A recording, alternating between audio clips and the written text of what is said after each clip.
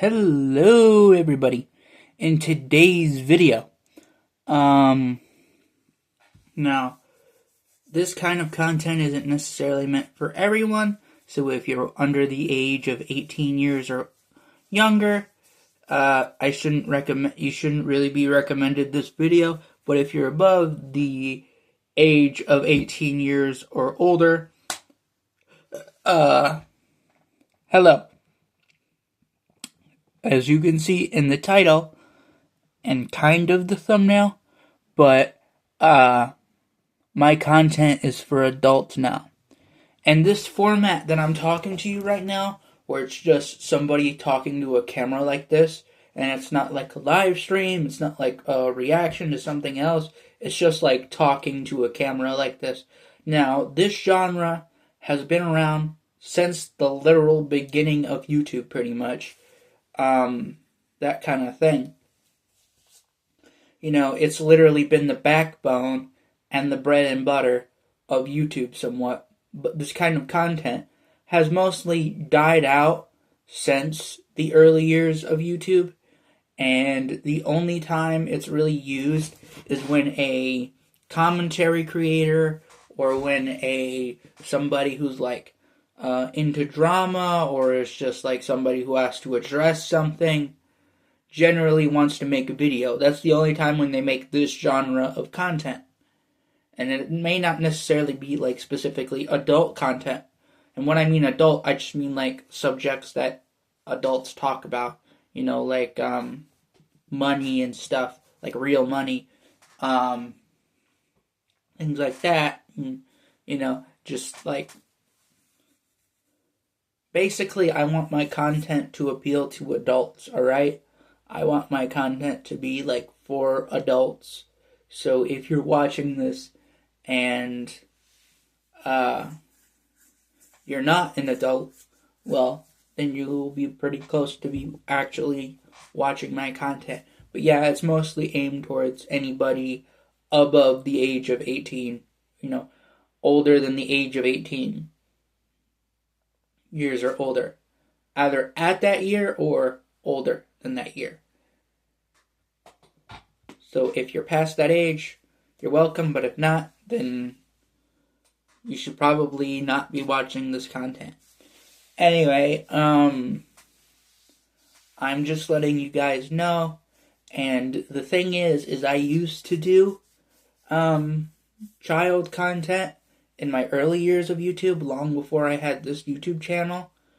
And I don't know how long this YouTube channel could last. It could last for months. It could last for years.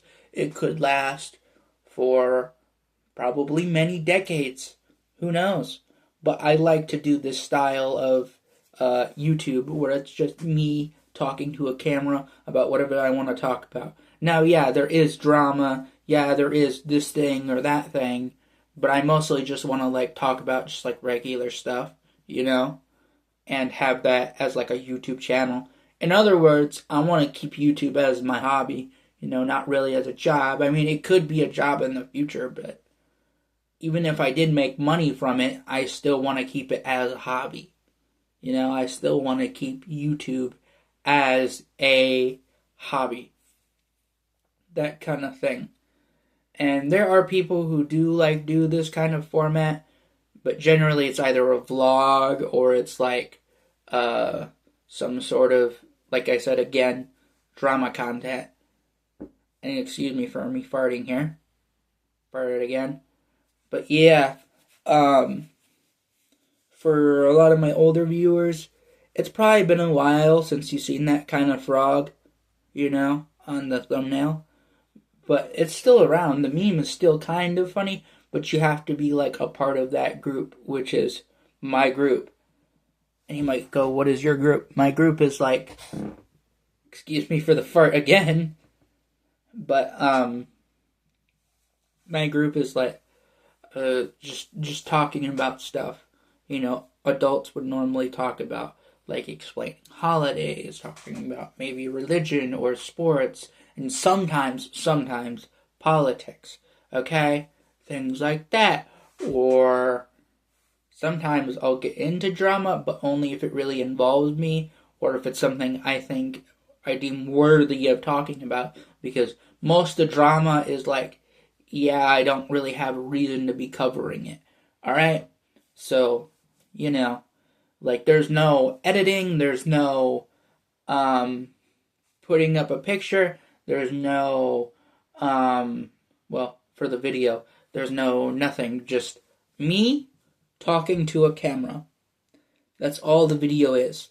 Alright? That's all the video really needs to be. And yeah, that's basically just the kind of thing I'm into doing. Alright? And yeah, so if you're into this kind of content and you're an adult, then I might be the one for you, or not, because there is a lot of creators who are in this space, but it's not as mainstream as, say, like your average video game reviewer, or say your average, hell, even your average language reviewer, or somebody who's like commentary on sports or something, or somebody who just does live streams and makes clips, that kind of thing. But I freaking tell you, I am not that kind of guy. Alright? I am not the kind of guy to go after the niggas. And, that's just how I am. And no, I will never apologize for saying swear words. Okay? I will never apologize for saying the N-word. How dare you say nigger? How dare you say nigger? Because this is an adult channel.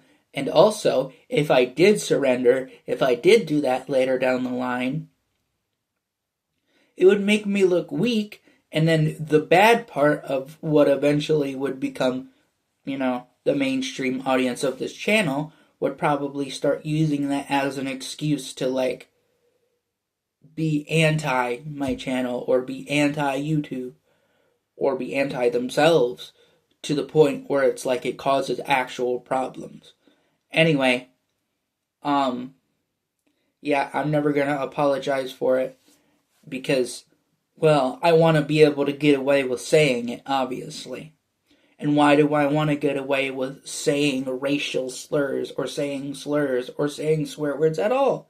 Because, to me, I believe in freedom of speech, and that includes slurs. And you know what happens when you let go of slurs and just like, alright, it was a thing he said at the time, let's just leave it alone. You know what ends up happening? Everybody just kind of forgets about it. Now, don't get me wrong. There are some people who are going to still remember it, like what they had with, what's it called, PewDiePie, and that one time, alright, where he said, oh, he's such a nigger, or something like that, alright, but, like, generally speaking, I may say those swear words, but I can get away with it. So if I ever do content creating and they're like, hey, you can't say that, just remember, this is my channel. I can say whatever the fuck I want to say. Alright? You gotta be aware of that. If you want to hop onto my channel, if you want to be a part of, a video of mine, you have to be tolerant of me saying swear words, or me saying things you may disagree with or agree with. Okay? Not just things, because I know people who got not just canceled for things who people disagree with, but I've seen people get canceled over things their audience agreed with. Like, for example, if there was a content creator and this content creator said, I don't like pears, but his entire audience loved pears, and he got canceled for that. Like, would that be justifiable? Not really. Okay, so if, say, this person didn't do any crime, but they're known to support a crime, and their audience is supporting a crime, but then they decide to make a video or something saying, oh, I don't support that crime, they could get canceled for that, for saying a disagreement. But an agreement in the most simplest form is, say, let's switch the pear with an apple, and let's say the people love the apple and he likes the apple, but he's associated with some sort of controversy or something. But these apples, the audience likes it more than him, than this content creator. Alright? And this content creator gets canceled because that audience doesn't want him to share that experience. That can happen too. I've seen that. That's the most simplest form. Now, I'm not saying people can get canceled over apples. It's possible. But I'm not necessarily saying that I would get canceled over apples. And canceling doesn't really work like it used to. Now, some people, don't get me wrong, they can still get very, very much canceled. Like from about 2016 to about 2022, it just became a very big thing to start canceling. Especially by the end of that point. It was almost like a Gamergate, but worse. But if they actually had power, that kind of thing. And, I'm the kind of guy to watch like stuff like Asmongold or stuff like Derma. Alright? Those guys are very controversial. They're not super controversial, but they're either commentary or like Asmongold, where he's just like a cockroach king of a video gamer. I mean, he's a human, but he's like the king of the cockroaches, if you know what I mean. Like he would be the perfect like new skin for World of Warcraft or something. Okay? But I don't really play it, so I don't really know too much about it either than that would be pretty funny if they made like a specific character for in World of Warcraft that was like the Cockroach King in World of Warcraft, specifically because of Asmongold or whatever. But yeah, I watch stuff like that, and it gets a little different every now and again.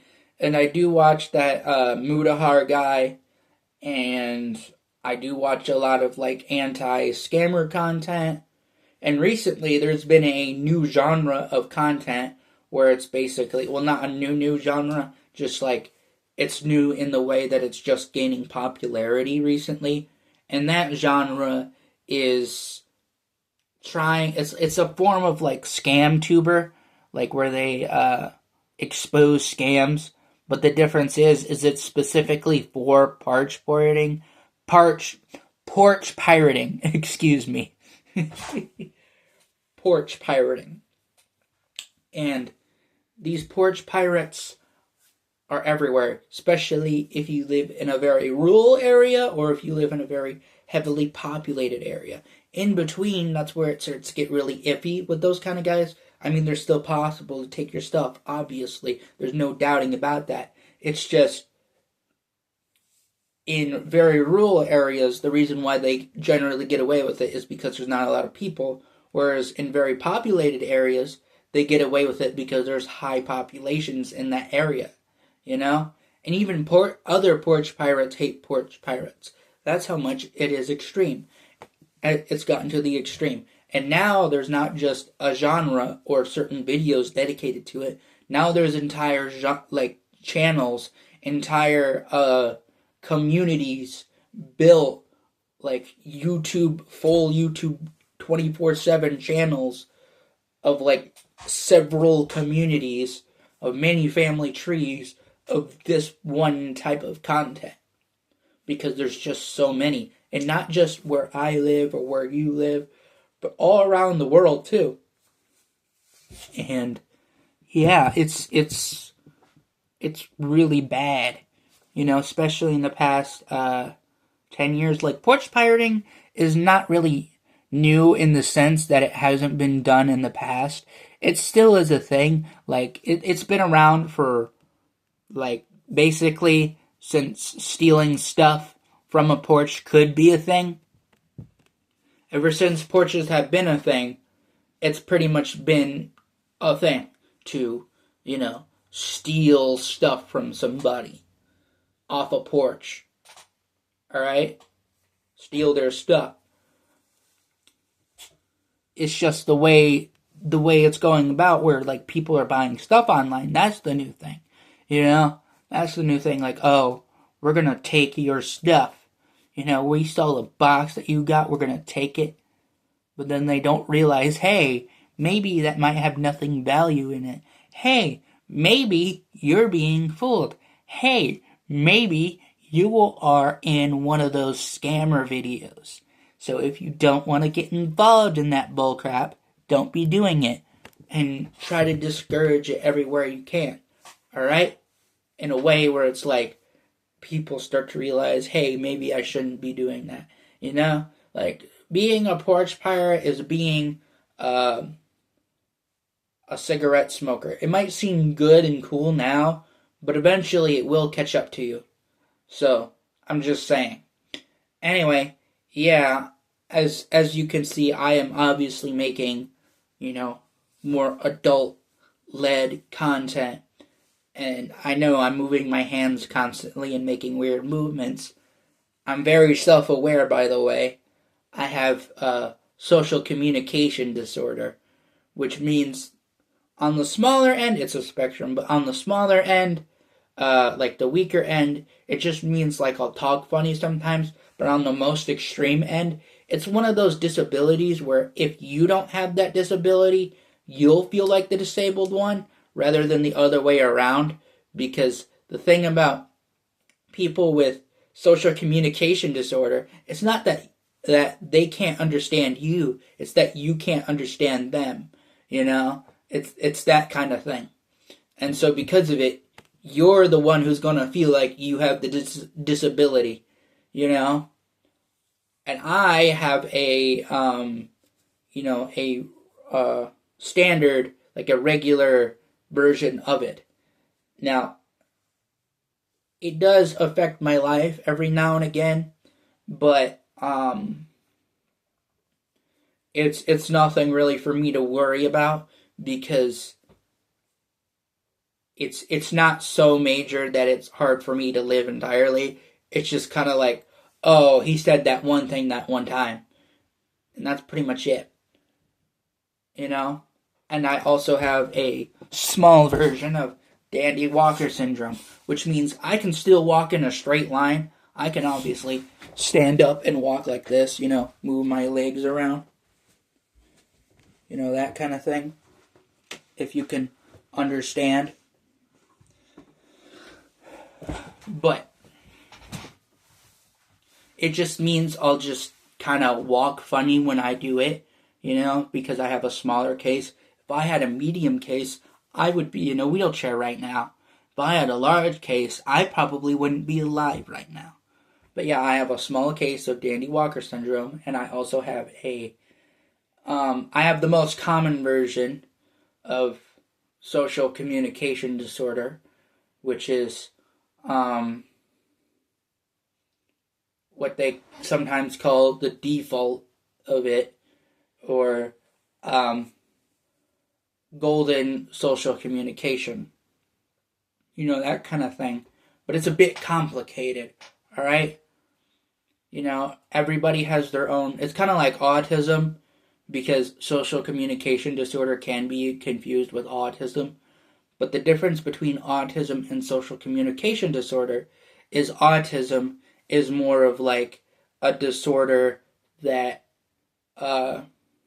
doesn't benefit the person, like the person who has this kind of disorder is like they can't detect emotions. That's the most common kind of autism, where it's like it's harder for them to like understand emotions and feelings and stuff like that, because they think of it differently, naturally, so they have to like learn it that way. They have to like learn how to understand emotions better in a different way.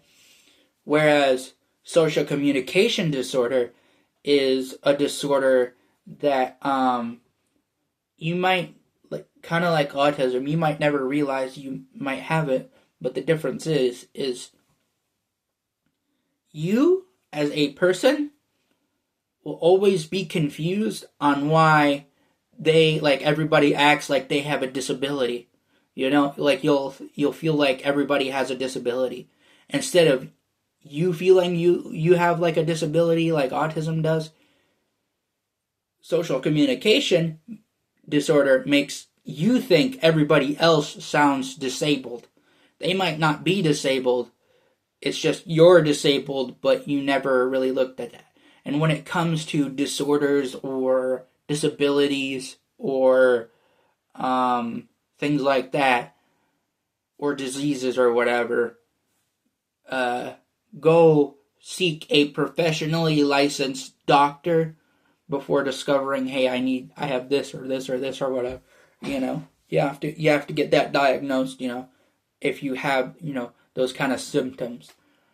So I do tend to talk funny. All right, I do tend to talk funny, and because of it, I have a very specifically sounding accent.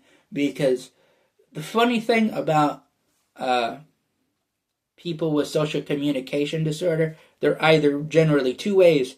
They either sound like literally anyone, or they sound so specific, you tend to think, if you heard another person of that voice, you would instantly default to me, you know? Like, that's basically what it would mean. But yeah, I have one of those kind of things. Well, anyway, yeah, you get the whole idea. I've been rambling on for quite a long time. It's been over like 21 minutes or so. 22, I think, by the end of this video. Anyway, I am going to end this video, and after that, all said and done for my audience here, because adult audience, I want you to just remember to stay ugly.